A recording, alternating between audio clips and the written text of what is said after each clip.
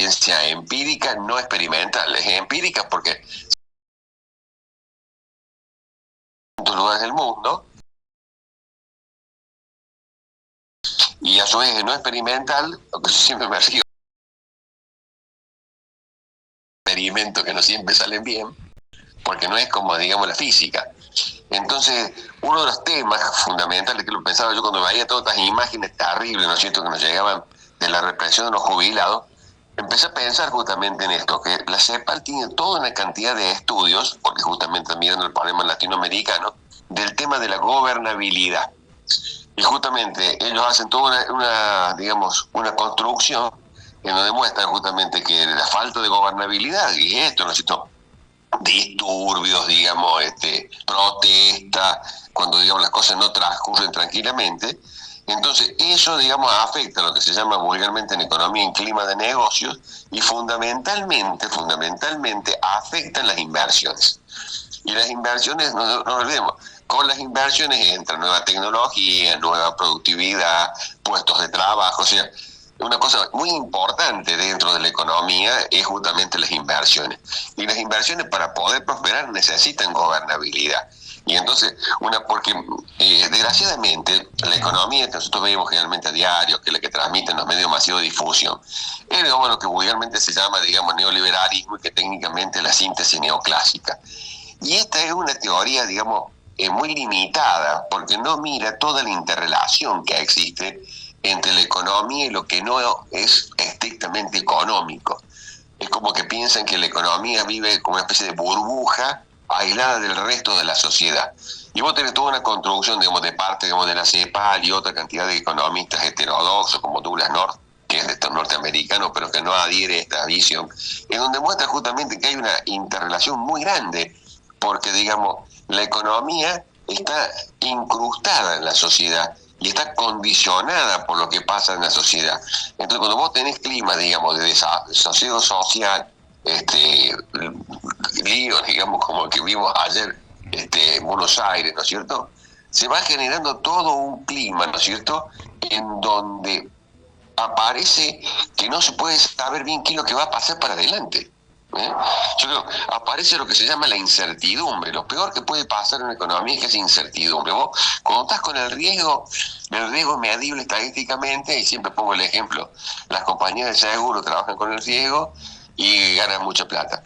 En cambio, con incertidumbre puede pasar cualquier cosa en cualquier momento. Entonces vos te encontrás que frente a la incertidumbre, las inversiones se paralizan directamente, se paralizan.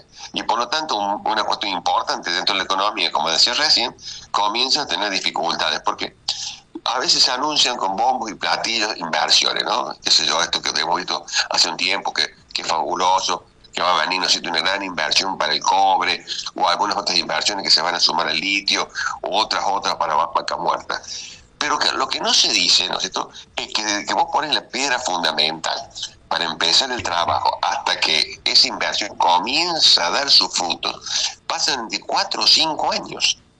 Entonces vos tenés que tener cierta previsibilidad de lo que va a pasar. Entonces, cuando vos estás en una economía en donde aparecen disturbios de la magnitud que vimos nosotros ayer en Buenos Aires, inclusive, ojo, no sé, digamos, cuán informados están, pero aún, digamos, a la 1 de la mañana, digamos, en Buenos Aires, todavía había lugares en donde estaban sonando las cacerolas de protesta, todavía a las 12 de la noche había gente al frente, ¿no es cierto?, en la Casa Rosada protestando, así que no se dan cuenta que hay un clima muy embromado, muchas, digamos, Perdón, Eduardo, que te interrumpa, pero y los cacerolazos que provenían de los barrios donde sabemos que son afines al gobierno, digamos, o donde una mayor proporción de habitantes. Yo tengo un hijo en Buenos Aires que vive en Barrio Norte, y me decía, me mandaba a decir WhatsApp, mira, dice, 1 de la mañana, dice, en un barrio gorila como donde vivo yo, me dice,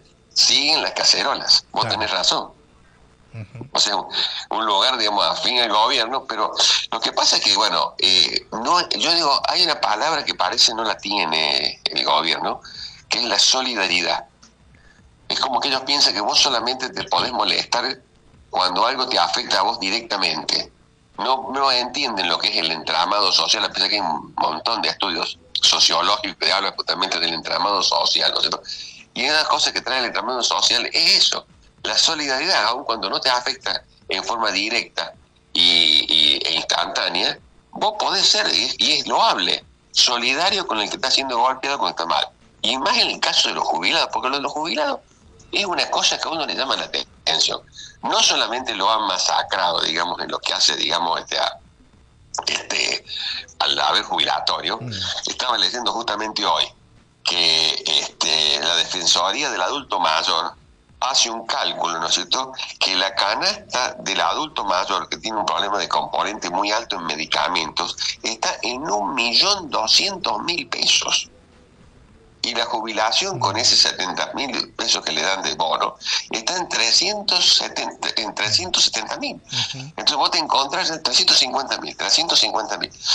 Entonces vos tenés que estar ganando un tercio realmente de lo que necesitas.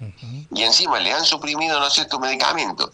Y la semana pasada a mí realmente me llamó la atención, digamos, la maldad que tiene este gobierno, que suprime los medicamentos paliativos para los enfermos de cáncer. Quiere decir, la gente que ya está desahuciada, que se va a morir, ¿no es cierto?, porque tiene cáncer, y le dan medicamentos para, digamos, atenuarle el dolor, se lo suspenden. Digamos, realmente uno dice, no puede encontrar mayor maldad. Y entonces se preocupan, digamos, o se asombran que proteste la gente. Y entonces nosotros en economía tenemos una cosa muy importante, que es que vemos la cadena de causación. ¿Cuál es pronto, ¿quién tiene la primera piedra? Y bueno, evidentemente que el gobierno tiene la primera piedra, porque le financia a los jubilados, le sacan los medicamentos, le sacan medicamentos como para atenuar el dolor a los que se van a morir. Y bueno, realmente debo decir, bueno, tanta maldad, y bueno, y me parece que es lógico y justo y loable que haya gente solidaria que vaya a apoyarlo. Y el gobierno responde con violencia. Yo he visto cosas terribles, ¿no es cierto?, calculo que vos también, como el palo en la cabeza que le pegan a la pobre mujer que está parada y se desmaya. Sí. Y vos decís, pero ¿por qué le pegan ese palo en la cabeza? O el periodista, ¿no es cierto?, que está ahora entre la vida y la muerte. Bueno, realmente voy a decir, y sabemos que los camiones hidrantes dificultaban justamente la labor de la prensa y le tiraban agua a los periodistas, que evidentemente que eran periodistas, que estaban con los carteles de prensa, que estaban bien identificados. O sea, a propósito, no querían que los periodistas hicieran su labor. Entonces vos te encontrás entonces que frente a este problema, y que el gobierno, aparentemente por lo que dice el Horacio Bullrich, va a responder con más violencia, y nosotros hemos tenido ya experiencia en Argentina. La gente, digamos, con más violencia, el pueblo en general no se achica, al contrario, se enfurece más. Yo a veces digo, parece que este gobierno se olvidó qué le pasó a Menem, ¿no es cierto?, con el caso de Costequi y Santillán. Menem pensaba quedarse varios años, hacerse el sonso y llamar a elecciones cuando le convenga. Y bueno, tuvo que llamar inmediatamente elecciones y se acabó el gobierno de Menem, ¿no es cierto? Y bueno, o sale Franco y dice, están queriendo provocar un 2001. Y no es que quieren provocar un 2001. Yo me preguntaría, si yo estuviera en el gobierno, ¿qué estoy haciendo yo para que esté pasando lo que esté pasando? O sea, realmente empecemos a pensar un poquito en qué se equivoca el gobierno, que tenga un poquito más de autocrítica, ¿no es cierto? Y vos te encontrás que este clima, ¿no es cierto?, es un clima directamente que va en contra de lo que quiere el gobierno y que no pasa nada. Yo estoy justamente mostrando el grado, digamos, se puede decir, de duda que tiene el capital internacional con respecto al gobierno argentino, ¿no es cierto?, que el año pasado, o sea, yo creo que ahora se ha grabado, con esto que vimos ayer se grabó, pero el año pasado, por ejemplo, un indicador que es importantísimo en economía, que es la inversión extranjera directa. La inversión extranjera directa el año pasado, en el 2024, fue un 17% menos que la que hubo en el 2023. Y no vamos a decir que el gobierno, ¿no es cierto?, de Alberto Fernández era un espectáculo. No. Bueno, hubo más inversiones extranjeras en el gobierno de Alberto Fernández que en el gobierno de Milei. ¿Por qué? Y porque tienen desconfianza. Y nosotros tenemos una serie de hechos que generan más desconfianza. Nosotros tenemos esto, que yo requete estudiado por la CEPAL, con un montón de datos estadísticos, que cuando se pierde la gobernabilidad, digamos, o hay baja gobernabilidad, que es esto, el conflicto social, la protesta, ¿no es cierto? Bueno, todo esto que mismo nosotros estamos viendo y ayer se vio en forma magnificada, las inversiones se retraen, las inversiones no nos olvidemos, viene, ¿no es cierto?, nueva tecnología, más puestos de trabajo, aumento de la productividad, bueno, todo eso se pierde cuando justamente no hay gobernabilidad. Y después se suma, ¿no es cierto?, otro hecho también que es importantísimo, que lo hablamos la semana pasada, que es el tema justamente de la falta, digamos, de institucionalidad. Cuando vos tenés una Corte Suprema sospechada, ¿no es cierto?, de parcialidad, porque cuando el Poder Ejecutivo te nombra por decreto a jueces, bueno, esos jueces no tienen la garantía de estar nombrados justamente por senadores, con lo cual tienen una garantía de estabilidad. Están, digamos, como dicen justamente vulgarmente, a tiro de decreto. Como un decreto lo puso, otro decreto lo saca. Entonces eso te genera justamente una pérdida muy grande de institucionalidad. Y quiero recordarle a la audiencia una cosa. No nos olvidemos que la idea justamente de este gobierno, digamos, institucional tripartito, con tres poderes, el poder legislativo, el poder judicial, el poder ejecutivo, es una idea de un gran intelectual francés, Montesquieu, que escribe justamente un libro muy lindo, que es El espíritu de las leyes, en el siglo XVIII. Y la preocupación de él era justamente que existieran mecanismos para evitarle la arbitrariedad al rey. Bueno, acá, digamos, los mecanismos son para evitar la arbitrariedad del presidente, ¿no es cierto? Entonces vos tenés un poder legislativo que desgraciadamente le ha dado mucha rienda suelta, ¿no es cierto?, al Ejecutivo, y un poder judicial que se ha visto tremendamente deteriorado con este nombramiento de 2 personas, ¿no es cierto?, por decreto, y que, bueno, que están, digamos, totalmente sujetos a la voluntad del Poder Ejecutivo. Entonces ahí división de poder no hay. Y bueno, no quiero dejar de esta columna sin mencionar, bueno, el papelón que tuvimos ayer, ¿no es cierto?, uno como argentino se siente mal, en la Cámara de Diputados, donde, bueno, a vos no sé si te ha pasado, uno cuando era chico y jugaba la pelota, y a veces el dueño de la pelota se enojaba y levantaba la pelota y se iba, sí, y nos dejaba mirando. Sí. Bueno, eso es lo que hizo Menem ayer. El presidente de la Cámara de Diputados, como vio que iban a perder nada más y nada menos justamente que la votación para sacarle justamente todas las atribuciones extraordinarias a Milei, se levantó y se fue, como el chico enojado, ¿no es cierto?, que se lleva la pelota. Sí, bueno, sí. Posiblemente ha logrado, digamos, demorar esto una semana, pero ya está tomada la decisión que no puede tener facultades extraordinarias en una persona que muestra los desequilibrios psicológicos que tiene justamente Milei. Entonces, bueno, me parece que es bastante interesante eso. Y bueno, agarrarse trompadas, porque ¿cuál es el problema? ¿Por qué no lo dejaban sentarse a Sago? Porque vos marcás el presente cuando te sentás. Y entonces lo agarran a Sago porque no se siente, y al sentarse daba quórum. Y entonces lo retienen, Sago se enoja, responde con una trompada, se llama todo este lío que vimos, ¿no? Que hemos visto, ¿no es cierto?, en las redes sociales. Y bueno, le tiran, ¿no es cierto?, vaso de agua, Lemoyne, ¿no es cierto? Y todo el problema, ¿cuál era? Es un problema interno, que eso es interesante, interno, porque, digamos, un montón de legisladores, de diputados, que venían apoyando al gobierno, entendían justamente que había que seguir sesionando y debatir, ¿no es cierto?, el hecho de que se le levantaban o no las atribuciones especiales que tiene. Y venía justamente de haber aprobado, otra cosa que le había molestado muchísimo el oficialismo, la comisión para ver la tremenda estafa, ¿no es cierto?, que ha hecho, ¿no es cierto?, Milei, porque creo que la única que tiene dudas que había estafa o no es Servino de Cubría. Y le voy a decir una cosa, digamos, técnica como economista, ¿no es cierto? El tema acá es ver si ha existido o no una oferta por parte justamente de Milei. Entonces vos te encontrás que él promociona un producto, ¿no es cierto?, por el cual dice que con esa plata se va a financiar pymes. Vos cuando entras ahí, no existe ningún documento, ni un renglón escrito que justifique lo que dice Milei. O sea, no hay nada que justifique que esa plata iba a ir para financiar pymes. Tampoco existen mecanismos, vos tenés que ver mecanismos cómo se trasladaría teóricamente esa plata para que termine, ¿no es cierto?, en créditos pymes. No existen esos mecanismos, ¿eh? O sea, cuando él dice esto, digamos, es para financiar pymes, está mintiendo. No nos olvidemos que es un economista. Entonces él sabe que está mintiendo. Y después lo otro, para completar la oferta, esta categoría de oferta que tenemos en economía, él pone el link para el cual justamente vos podés invertir. Entonces él hace concretamente una oferta falsa. Por lo tanto, ¿no es cierto?, es una estafa. Entonces a mí me llama la atención, ¿no es cierto?, que Servini de Cubrí y Tallano no se den cuenta de esto. Nosotros los economistas lo vemos con bastante claridad y pienso que los abogados también lo deben ver con claridad. O sea, estamos en presencia de una estafa, eso no cabe duda.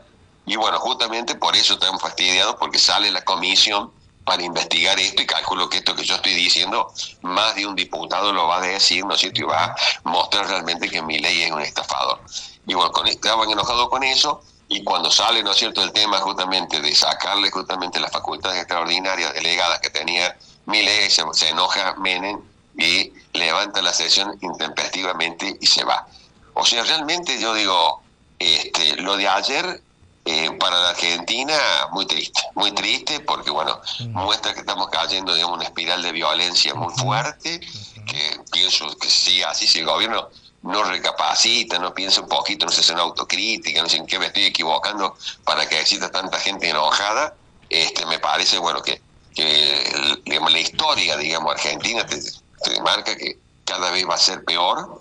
Y bueno, y tenemos una caída muy grande en la institucionalidad, con lo cual, digamos, no es casual que, por ejemplo, no sé si no se sabe, la empresa que controla, ¿no es cierto?, las estaciones de servicio de Shell, que es una multinacional, ¿no es cierto?, porque no, Shell no es la que maneja sus estaciones de servicio. Shell se dedica a producir, ¿no es cierto?, nafta, gasoil, etcétera, y se la vende a otra empresa que es la que tiene el manejo de la red de empresas de Shell. Bueno, esa empresa, ¿no es cierto?, en un tema como todos dicen, mira qué bárbaro, estamos en este auge de vaca muerta, esta es la parte del negocio, esa empresa se está yendo justamente. ¿Por qué? Porque, bueno, porque hay un clima de inestabilidad, porque cuando se genera inestabilidad, por más que te digan, mira, no te voy a cobrar impuestos a las ganancias, te voy a rebajar estos impuestos, te voy a permitir que hagas exportaciones y no traigas los dólares, por más que le digas eso,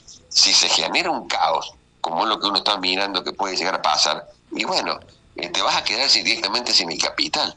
No es que vas a poder sacar las ganancias, te vas a quedar sin el capital. Entonces esta empresa multinacional directamente se está yendo. O sea que yo creo que, bueno, esto que ya venía, digamos, en descenso, ayer, digamos, ayer directamente tuvo un escalón más para abajo, ¿no? Y otra cosa interesante para mostrar el clima es que el Banco Central ha aumentado los intereses que paga por los depósitos en dólares. Tanto depósitos en caja de ahorro como los plazos fijos en dólares, los ha aumentado porque el drenaje justamente de dólares de los bancos es muy grande. O sea, hay toda una cantidad, digamos, de señales que el gobierno está jugando a desconocer, ¿no? Y que directamente, bueno, nos muestra como que estamos caminando al borde del precipicio y ellos muy jugados a esta, digamos, ayuda, entre comillas, que puede venir del Fondo Monetario, pero que se va demorando cada vez más y que, bueno, uno con certidumbre cuando mira la página del fondo no ve que haya un acuerdo de la comisión técnica, que es la que tiene que dar, digamos, decir que sí, que está bien, dar las condiciones, los montos. Eso todavía no está. Y el gobierno, digamos, con esto que aumentó la tasa de interés ayer, de los depósitos en dólares, para mí, digamos, es una seña, digamos, que está bastante desesperada. Así que, bueno, quería transmitirles eso, mi profunda preocupación a partir de todo lo pasado ayer.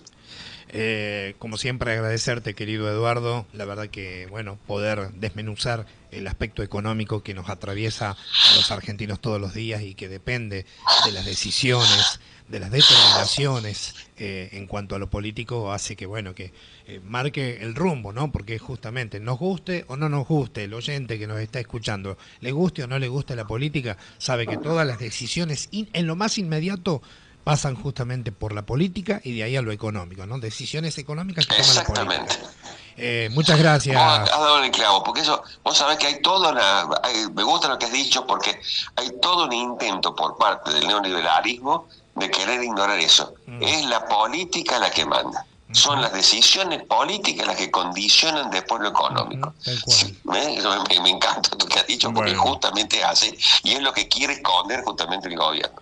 Gracias, Eduardo, querido, te mando un abrazo. Un abrazo para vos y para toda la audiencia. Vale, muchas gracias.